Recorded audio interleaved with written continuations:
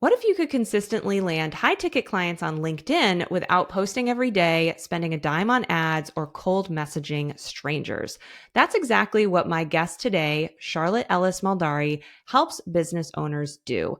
So she is all about helping small businesses get more visibility by leveraging LinkedIn in really unique ways that I'm not going to spoil it. She goes into it and her process. And I think it's going to really be eye-opening for a lot of you. Even if right now you're maybe starting with private practice and you're more B2C, business to consumer, you may have dreams of also doing some brand work or doing some consulting work.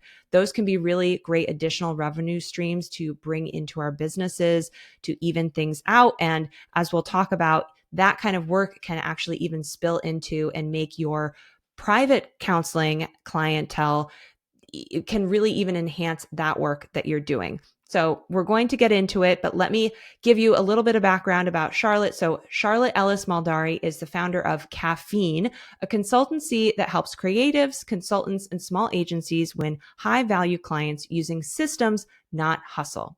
She's the best-selling author of Client Magnet and host of the Authority Builder podcast, where she shares strategies for building visibility and authority without the typical salesy approach. With a background in marketing and an MBA, Charlotte has spent more than 20 years helping service-based businesses replace referrals and random opportunities with predictable lead flow. Her work has generated more than 16 million pounds or 21.6 million US dollars in additional revenue for clients across 4 continents.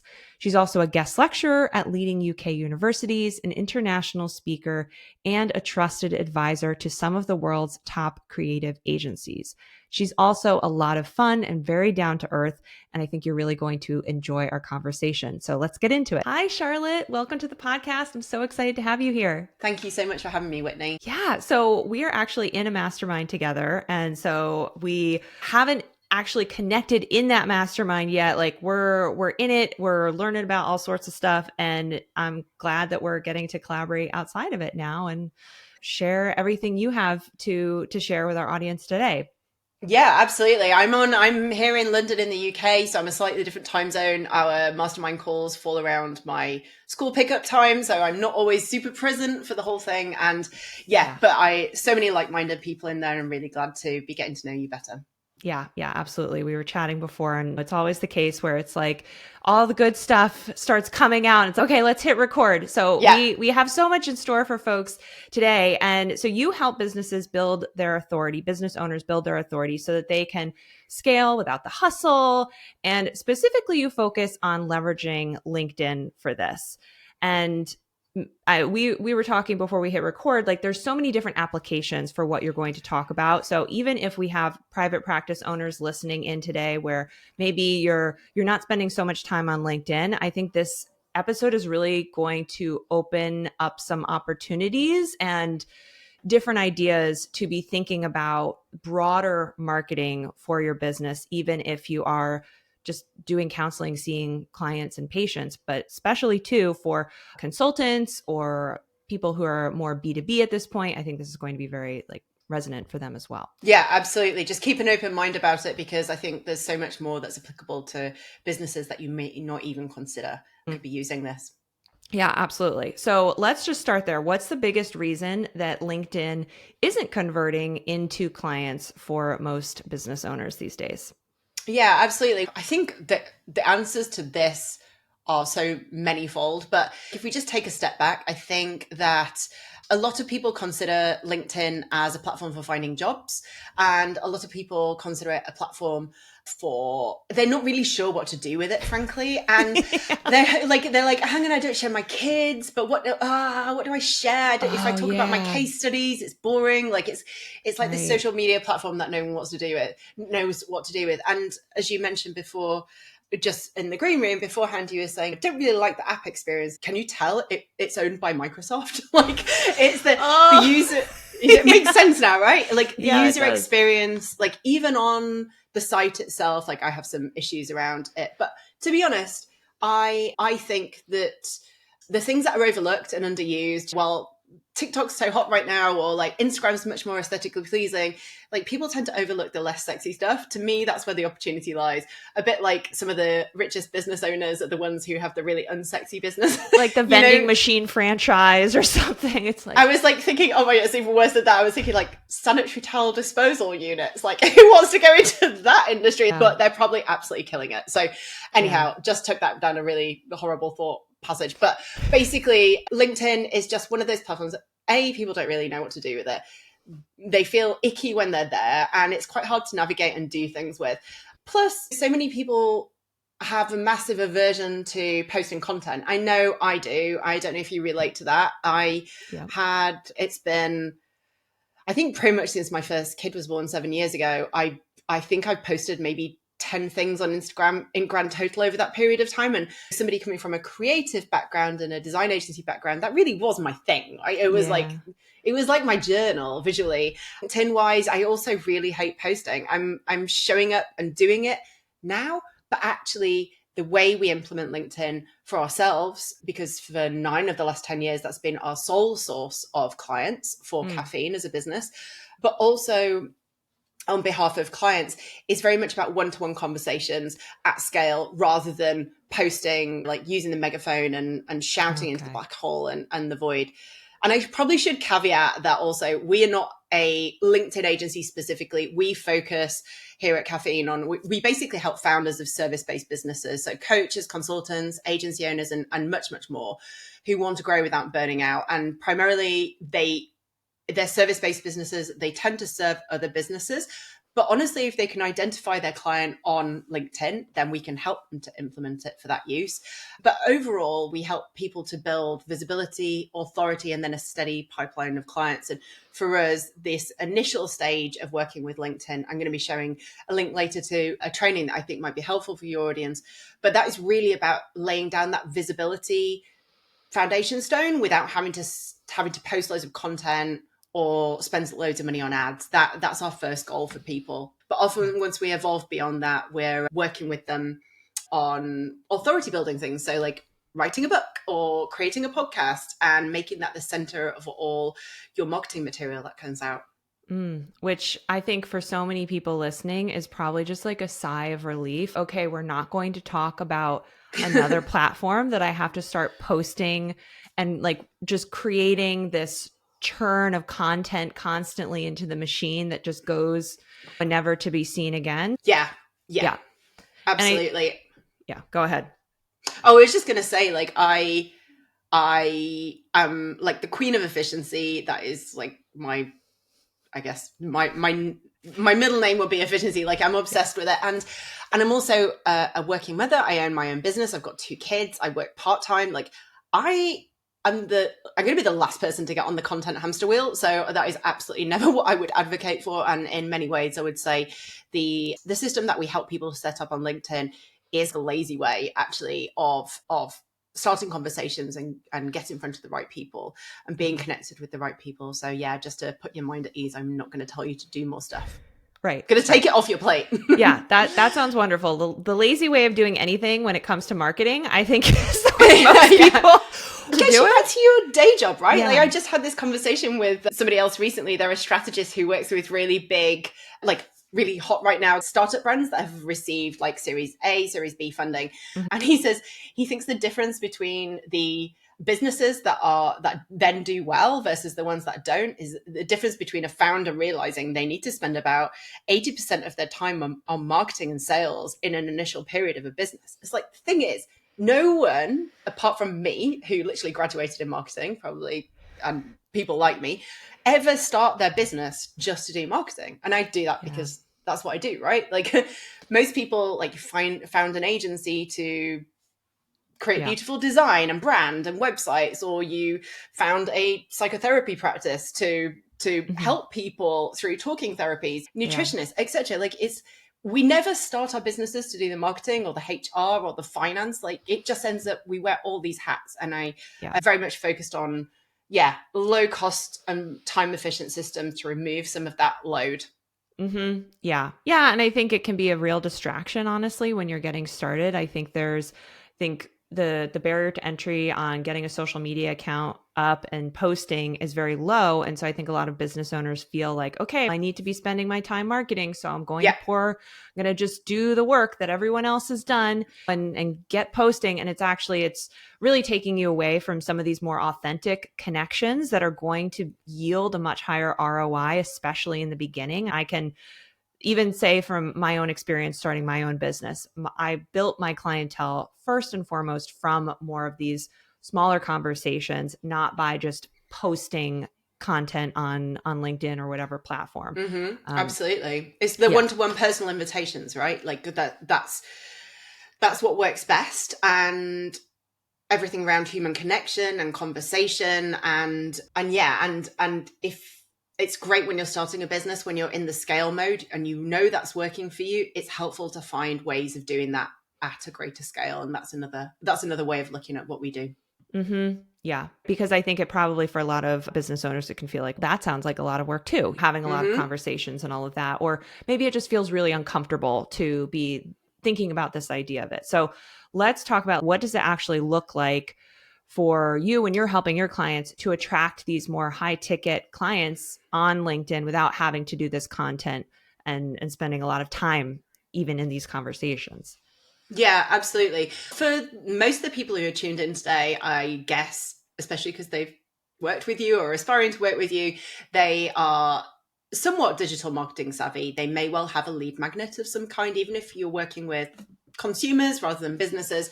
That tends to be the norm these days in terms of companies that are digitally marketing savvy and they do have a website.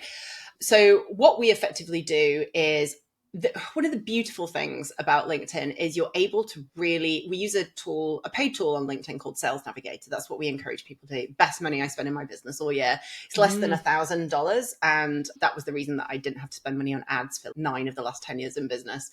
And that is that's a good price if you think about how much yeah, just yeah. And for you a know year. what? I'm actually really lucky because my cost per lead in terms of ads, I'm not belittling. I said we're not just the LinkedIn people. We do lots of other stuff with clients, but LinkedIn really is a low entry point. My cost per lead on Meta ads is actually amazing, and that's the focus of the program that we are in together. If it's okay for me to say that, Yeah, yeah. of course. Yeah.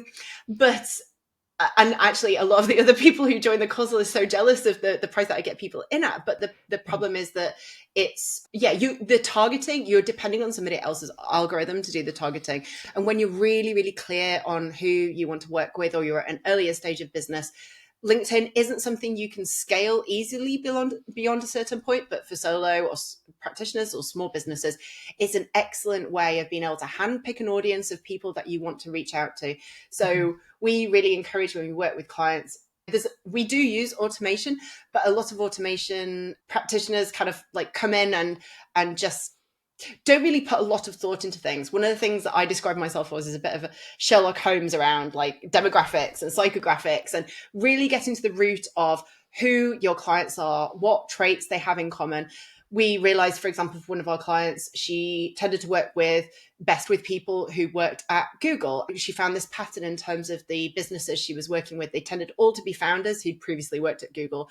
So we were able to create a list that filtered down people who had the founder role. They started their business less than 5 years ago. They were based in a certain geography. They'd previously been an employee at Google and they'd graduated from a specific course. And by doing that, we created a relatively small pool of people, and small being a good thing, by the way, because we knew they were precise. And then we were able to reach out to them at scale in an automated fashion with an offer and with messaging that was very, very tailored to exactly who those people were, rather than the meta ads approach, which would be to put out, or any kind of advertising really, put out a message which says, hey, if you identify with X, X, and X, come and join us at X, and hope that the right people find it and the right people click. And it's not just somebody's kid clicking, which means that the algorithm gets effed up and you end up with like loads of randoms coming in.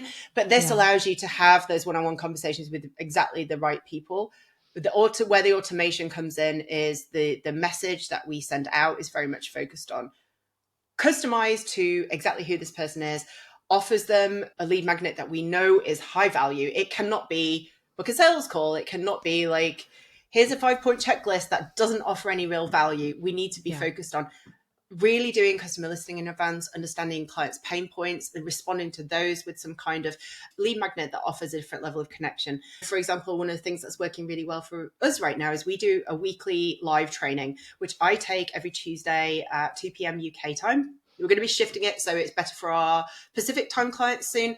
But that is what we direct people to with all of our outreach. So the next step that that person takes, firstly, the message that goes to them is saying, hey, we've got this thing. We know other people who are X, X, and X and have worked at X. Or you don't make it weird, but you make it qualifying enough that they get it. Yeah, like, just enough stalking, but not too much. Yes, exactly. And it's customized enough that they see themselves in it and think, oh, actually, that's interesting. And then because we're inviting them to something that's live or something that is not just added value, but it's a micro commitment on their behalf. It's not a sales call, but they're still getting a sense of my personality and what we do. And they're learning something. We're not just selling at them. We're immediately shifting it from completely cold to leaping through the no interest process at a rate that I find it very difficult to do on any other platform. So I think a good way to describe it is like personal invitations at scale, and in a way that doesn't make them run for the hills because it feels like they're going to be on a sales call. Yeah, and feeling like they're getting pitched to. Like, we want to approach them with value and something that we've literally actually handpicked, that this is going to be the right fit for you, because I'm sure many of us have gotten those like spammy messages on LinkedIn of just, that's not why have I got this? Yeah, completely. And I would say as well, I think like many women and also more broadly people who are more emotionally aware, I think like we often over deliver, we often over teach, we often are giving so much of ourselves before we even get paid.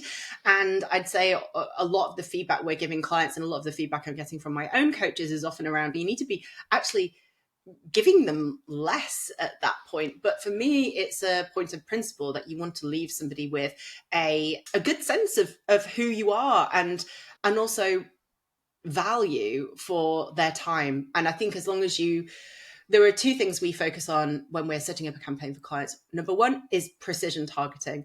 That's super important. And the second thing is ensuring that the experience leaves the person you're reaching out to with a sense of goodwill towards you. We want them to come back and say, oh, thanks, that was actually really helpful. Or yes, please. That is our goal.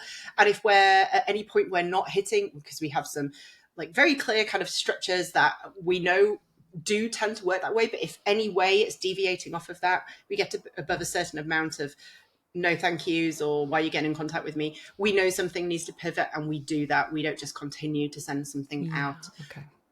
Yeah, it's important to be listening and paying attention, and this is not about just jamming people's inboxes with a generic message, which I think some of us can feel like, oh, that's what it takes. The DM strategy is, this is not that. It's intelligent and it's customized, highly customized.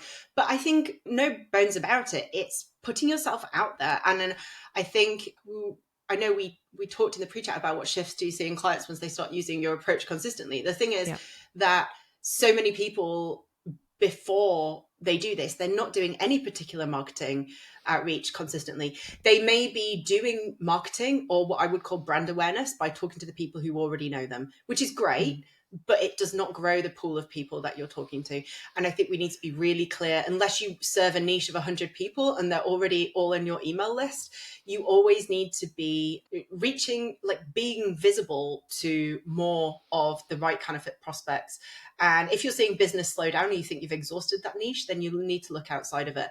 But what I do know is that it's very easy for anybody who doesn't describe themselves as a salesperson or isn't really comfortable in that sales and marketing role or new business role.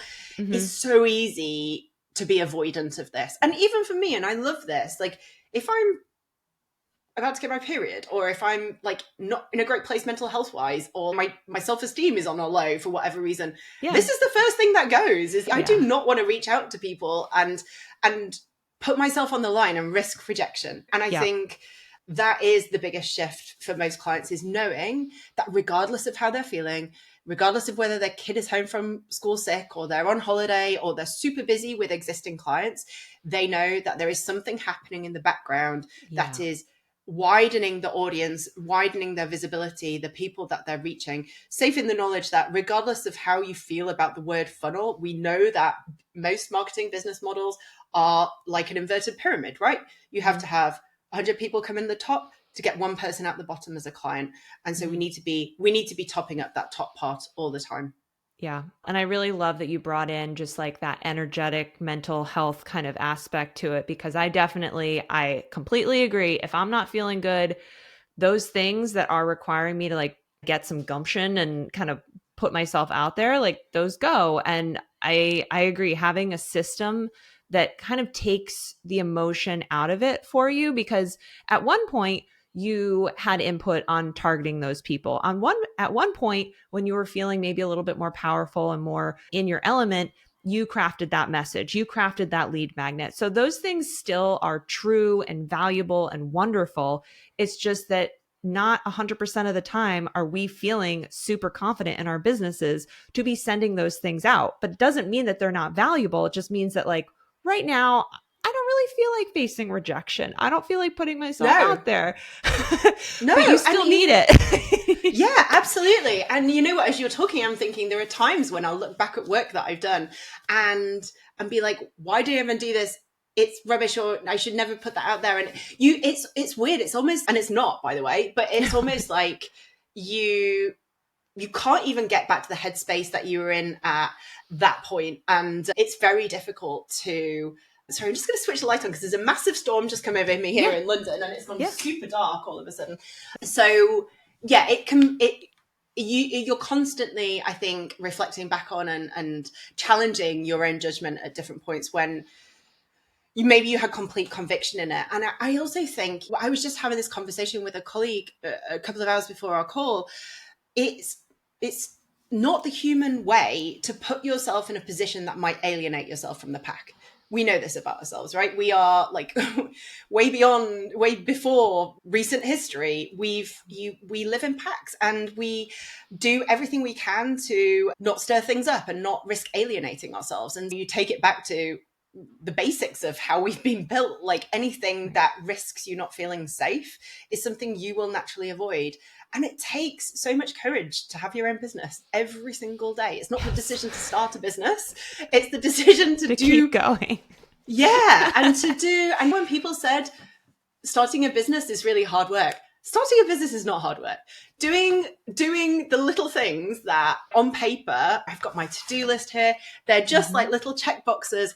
Each one of those things is incredibly painful for me energetically to do. Yeah. It's because every one of them is about me putting myself out there.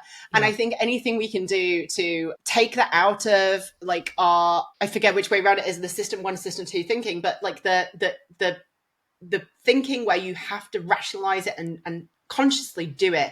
If it's removed from that, and for me, the most sensible way of doing that in terms of marketing is with automation. Once you've arrived at a setup that you like, you're happy with your targeting, you're happy with your messaging, you know it resonates, you know you're getting thank yous, then why not do something to autopilot that? So regardless of how shit you feel, it's just happening in the background.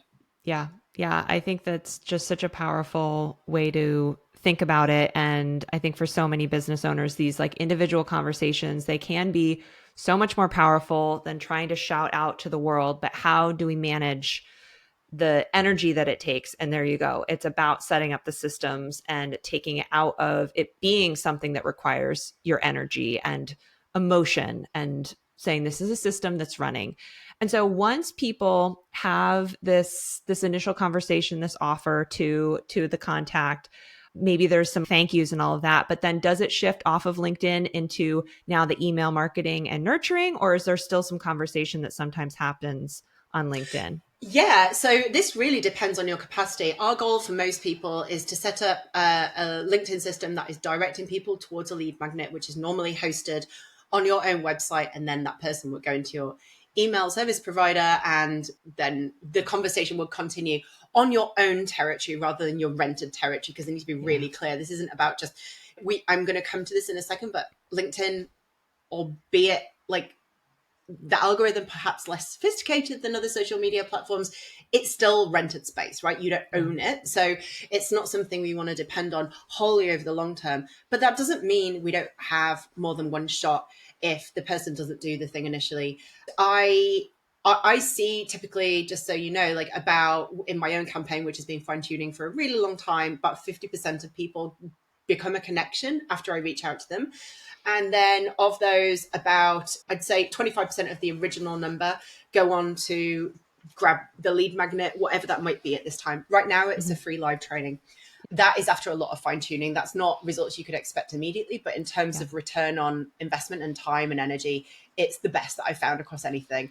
But even if they just, number one, remain a connection and don't go on and do the other thing, you've got the opportunity to either interrupt and send a personalized message to them, or you've got the opportunity to add more messages into the automation. That might be 7 days from now, 365 days from now.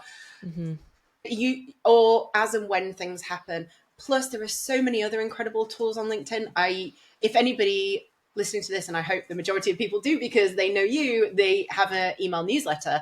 There's a wonderful tool on LinkedIn that they're really trying to push right now. It's been called lots of different things over the years, LinkedIn Pulse, articles, and at the moment there's a variation on it they're calling LinkedIn newsletters.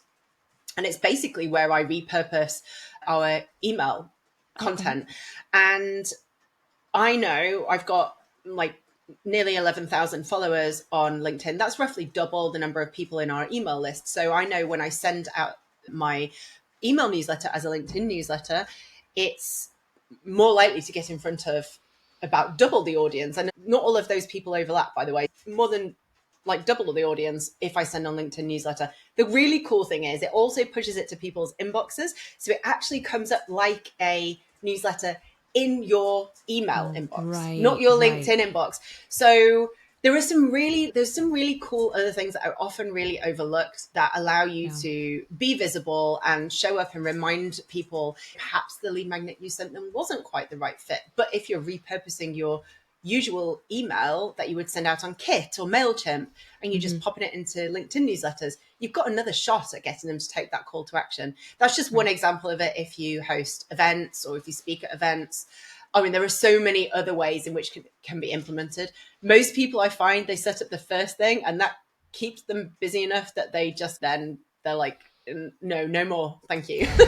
And then there are other clients where they want to scale it up, and our options are where you can deploy other tactics on LinkedIn and using automation as well, or you can scale up the automation. And so for one organization I work with, 8 people within the organization have the same outreach system set up, but going to different industries. So you can reach 100 people per week on your own personal account. For them, there's 8 people doing it. That's 800 people a week, which allows them to hit quite a lot of their total addressable market over the course of a year for relatively little money, like less than £9,000. So 1,200 to $11,000. Yeah. I just do a quick XE currency conversion. Yeah, that's amazing. And I love that, you can leverage it. I think it's interesting because since LinkedIn is more of a professional social media platform, you're going to have more of those tools that are more traditionally useful for a marketer versus Instagram. They still don't let you put a link in your damn caption.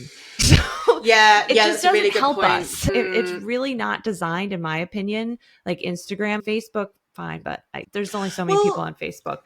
I don't know how you feel about it. I feel almost geriatric now at the grand old age of 41, but when it comes to social media, but I feel like they move the goalposts a lot as well.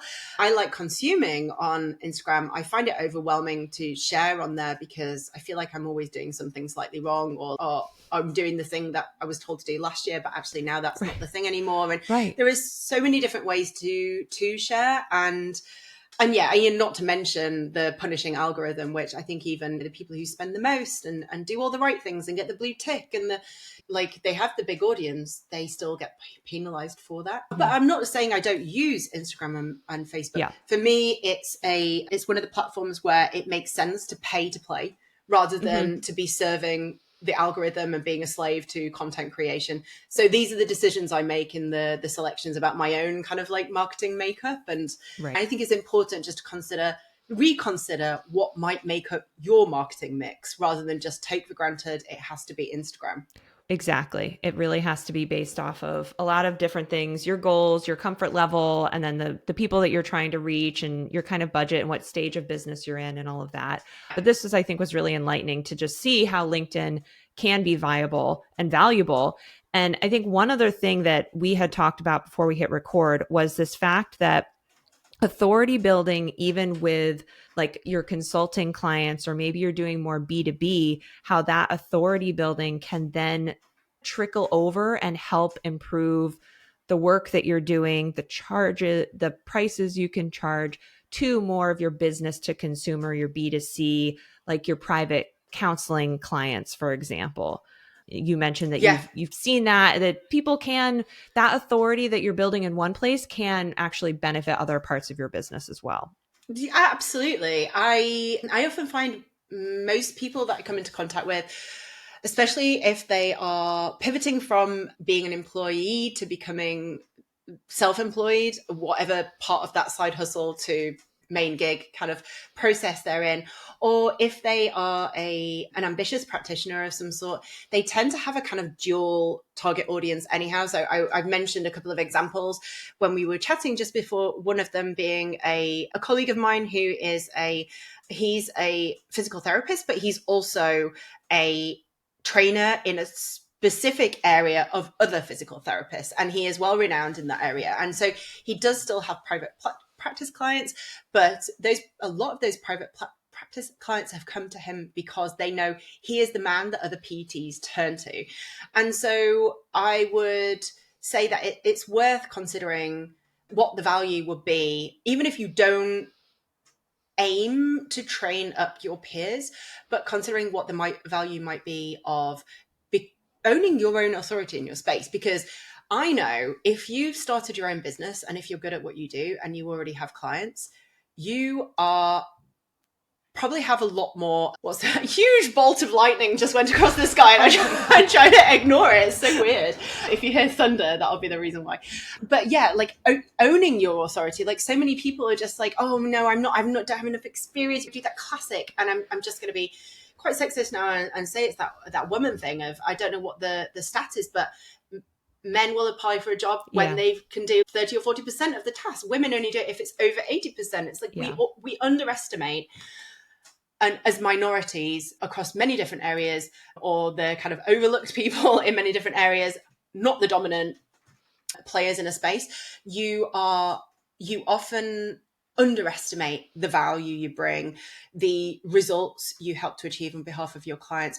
And because of that, and it's a feedback loop, right? We do not seek confirmation of that. And for me, a big way out of this is, if you are thinking, yeah, I probably should become more of an authority in my space, get results. And it's really painful and requires a lot of discipline to go get results, but try and get tangible results, whatever they look like in your space.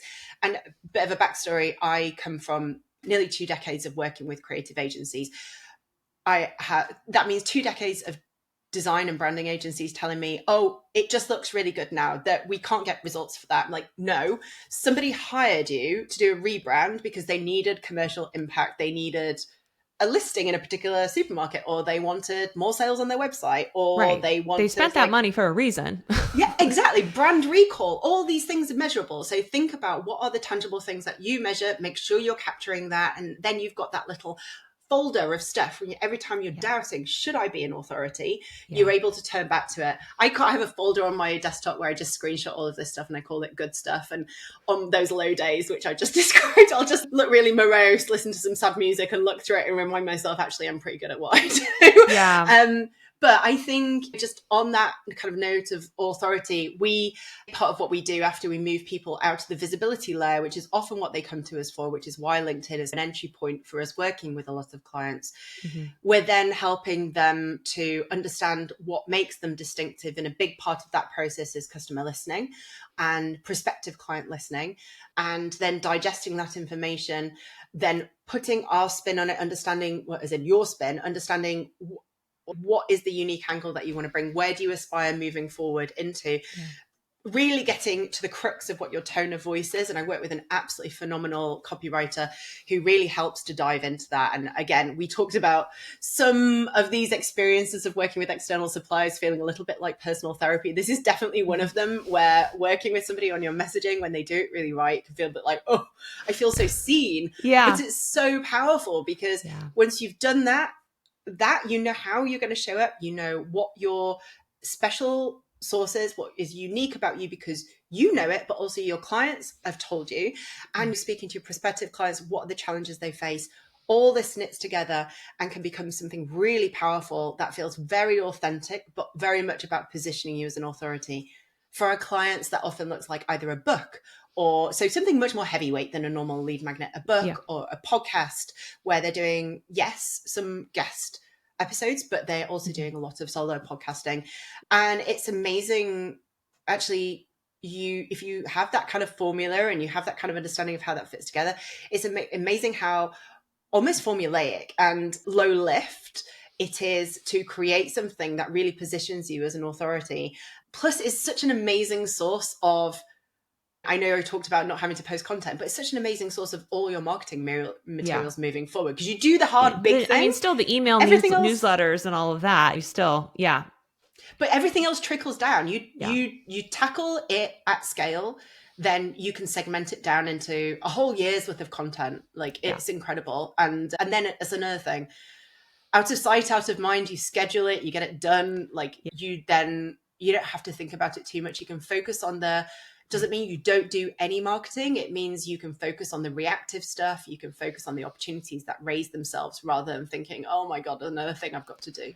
Yeah, and I have to come up from scratch with some idea or something, and instead do the kind of marketing, the kind of content generation that you love, whether it is writing or speaking or whatever, and then leverage that in certain ways. But yeah, I love that. I think that authority building, it makes sense. We really want the visibility first, and then how are we really leveraging that, and hopefully along the way building our confidence, because you started your business because you were passionate about this field, but then there can be everyday little things that chip away at our doubt and our confidence in it and all of that. And I think it's also really helpful to have an outside perspective reflecting back to, like you said, saying, these are the things that we've heard from your customers that they value about you. And that can just do so much for a business owner. In the mastermind with Claire Pelletreau that we're in, that she was even just coaching me on like the energy that I need to have to show up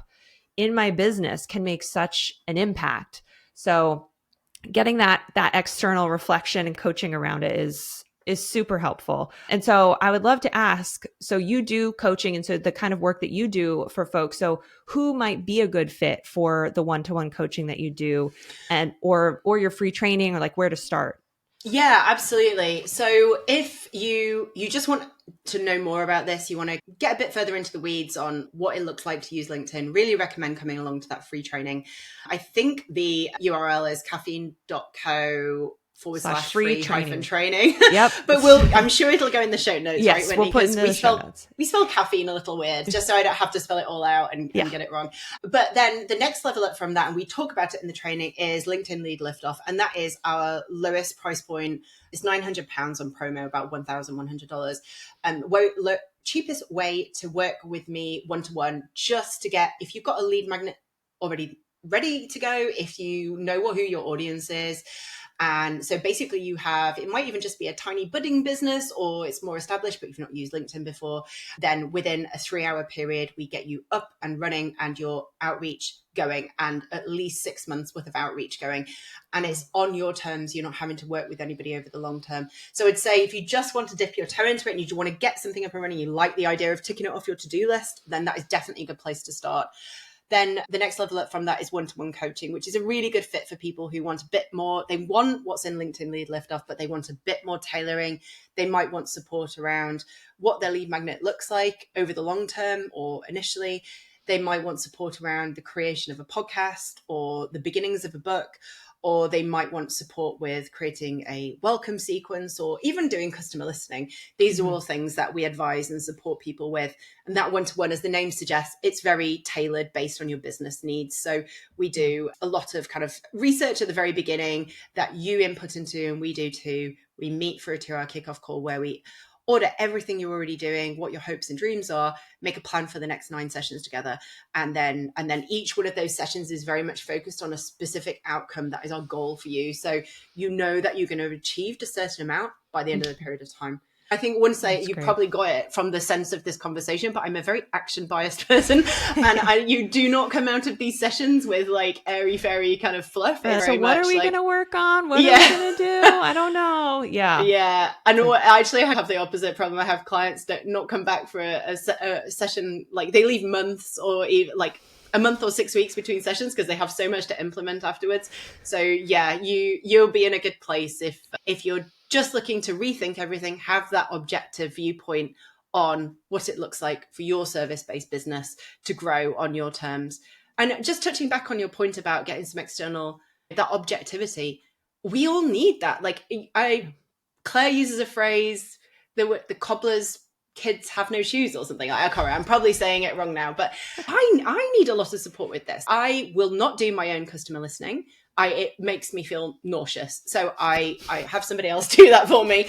I hate writing emails, but I love having conversations like this. So all our content starts from that and then filters down. I get support with loads of different areas of my business because I could never show up and be the person who says, yeah, I know all this because I apply it all for myself and I apply it perfectly. It's absolutely not the case. I think we all need a reflecting pond in many different areas of life, but especially in business and especially as small or solo business owners. Mm-hmm. Absolutely. Yeah, I think that's just so powerful. So I love it. Let's tie everyone off with one little action item that they could take aside from going to the free training, which it looks amazing. So definitely everyone should do that. But otherwise, what's one small shift that someone could make this week to move more towards like the consistent lead flow in conversations on LinkedIn? Yeah, absolutely. In terms of, I'm going to say 2 things, actually. I think one thing is just really obvious, but people overlook it. It's often people leave employment, move into being self-employed, having their own business, and they don't reflect back on their LinkedIn profile, and it can read like a CV. So I would say, go look back at your LinkedIn profile. We actually have a workshop coming up around this. We don't have a date for it yet, but go through it and look at it critically as if you were one of your own prospects. Do you see the calls to action? Do you understand who you are and who you serve and what you help them to achieve? Don't talk about process, talk about solutions. Think of it like a mini sales page. It's such an easy win for most people and an opportunity to reflect on what you're saying. Mm-hmm. And then secondly, if you already have an email newsletter, for crying out loud, start a LinkedIn newsletter. It is literally like 2 clicks and then copy paste. Okay. And you'll be reaching so many more people. That is such a low lift in terms of starting your LinkedIn visibility and authority journey. Yeah, I love it. Oh, thank you so much. And then we have one final little like fun question that we ask everyone on the show, or at least we've been trying to ask. In the name, The Growth Show. So what's one thing that's helped you grow in business or in life that you wish more people talked about? I just got to say the first thing that comes into my head, personal therapy. I can't underestimate how important that has been for me. Yeah, in both areas. Mm-hmm. To me, it's completely inextricably linked through home and work now. And I mentioned I like efficiency. I like optimizing things. I'm a maximizer and I have relatives who've died quite young. And for me, it's super important to make the most out of the time that you've been given. And I think personal therapy has been my biggest step towards that. So not cheap and not accessible for everybody, but definitely been a huge thing for me over the last 4 years. Mm-hmm. Oh, thank you for sharing that. Yeah. We all need help in all different areas. Yeah, we are not just a business owner. We are a whole person.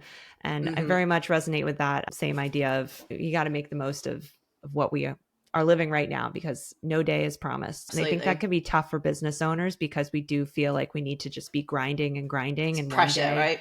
Yeah, one day it'll be better and all of that, but not to be morose, but we just don't know that there will be a one No. day and a tomorrow. So yes, business is Got to important. try Money and is enjoy it important. on the way. Yeah. We really need to, as much as we can, without pressure and beating ourselves up that we haven't figured out the balance. No one has. No one ever will. But yeah, I love that. Absolutely. Okay, we have lots of links that we're going to be sharing in the show notes so people can go to your website, definitely check out the training, and also learn about your one-to-one coaching and all of that as well. Any final thoughts that you want to share, Charlotte, before we wrap up? You're showing this this is going to be going out in October. Yep. End of Okay, October. amazing. So we're going to have a new training around early November. So I'd say definitely go follow me on LinkedIn or join the email list, and you'll get all the details about that, because that's going to be a really juicy one. And yeah, I'm open for any chats. Always love the old human connection. So just give me a shout. It's not all about the automation. I am on the end of every email and LinkedIn message. So just give me a shout. Yeah, awesome. Thank you so much for everything. This has been wonderful, Charlotte. Thank you. Okay, thank you for tuning in to another episode of The Growth Show, and a huge thanks to Charlotte for being our amazing guest and sharing so much of your expertise. I know it was very enlightening for me as someone who has been a little resistant to using LinkedIn, and she's pretty much convinced me that that is where I need to be looking next in my business. So I hope it inspired you as well. And remember, Charlotte has a great free training available, and by the time this episode drops, she also shared that she is going to have another training that she'll be launching. So make sure you go to the links in the show notes. If you do her free training, you'll get on her email list. Otherwise, you can head to her website and join her newsletter that way and just stay in touch with her. She's a lot of fun. And I hope you got a lot out of this episode. And remember to rate it and share it. If you found it helpful, share it with your colleagues, share it on social media. Let us know what you thought so that we can have more business owners growing and succeeding with less hustle and more success. And thanks so much for listening. I'll see you next time.